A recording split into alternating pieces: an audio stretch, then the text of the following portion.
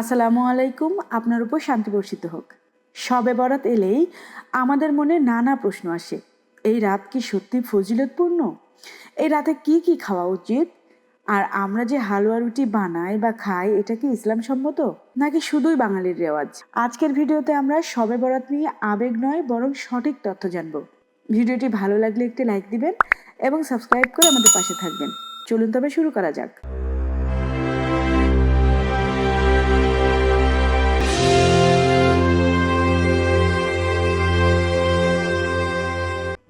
শবে বরাত আরবি মাসের শাবানের 15তম রাত। হাদিসে এই রাতকে বলা হয়েছে এমন একটি রাত যেদিন আল্লাহ তাআলা বান্দাদের প্রতি বিশেষ দয়া করেন, ক্ষমা করেন, রহমতের দরজা খুলে দেন। তবে এটাও মনে রাখতে হবে, এই রাতে ফজিলত আছে ঠিকই, কিন্তু ইসলাম আমাদের কখনোই বাড়াবাড়ি করতে শেখায় না। নবী মুহাম্মদ সাল্লাল্লাহু আলাইহি ওয়াসাল্লাম শবে বরাত কিভাবে পালন করতেন, এই প্রশ্নটা খুব গুরুত্বপূর্ণ। সহিহ হাদিস থেকে আমরা যেটা পাই তা হলো, তিনি এই রাতে বেশি বেশি নফল নামাজ পড়তেন, কুরআন তিলাওয়াত করতেন, আল্লাহর কাছে ক্ষমা চাইতেন এবং অনেক সময় পরদিন রোজাও রাখতেন।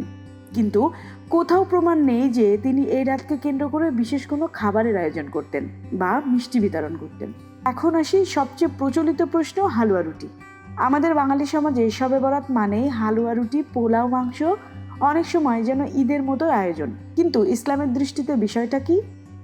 সত্য কথা হলো, শবে বরাত উপলক্ষে বিশেষ কোনো খাবার নির্ধারিত নেই। হালুয়া রুটি খাওয়া হারাম নয়, কিন্তু এটাকে যদি সুন্নত বা নফল মনে করে খাওয়া হয় কিংবা ভাবা হয় এগুলো না বানালে শবে বরাত পালনই হলো না, তাহলে সেটা ভুল ধারণা।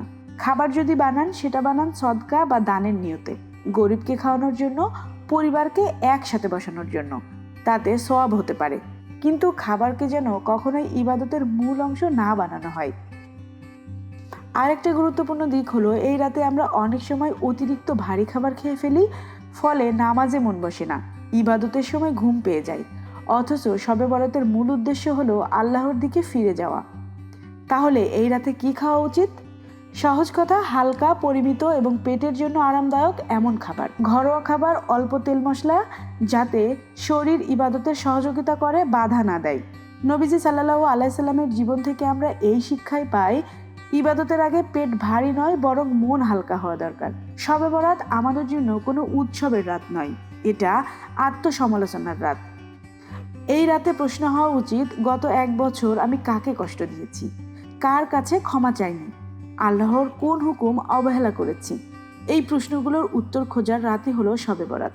হালুয়া রুটি নয়, এই রাতে সবচেয়ে সুন্দর কাজ হলো ক্ষমা চাওয়া। কারোর সাথে মনোমালিন্য থাকলে মিটিয়ে ফেলা, পরদিন রোজার নিয়ত করা, আর আল্লাহর কাছে এটাই দোয়া করা, হে আল্লাহ, আপনি ক্ষমাশীল, আপনি ক্ষমা করতে ভালোবাসেন, আমাকেও ক্ষমা করুন। ভিডিও শেষে শুধু একটা কথাই বলবো, শবে বরাত পালন করুন ইখলাসের সাথে, খাবার খান সচেতনভাবে, আর ধর্মকে কখনোই লোকাচারে ঢেকে ফেলবেন না। ধন্যবাদ সবাইকে, দেখা হবে নতুন ভিডিওতে।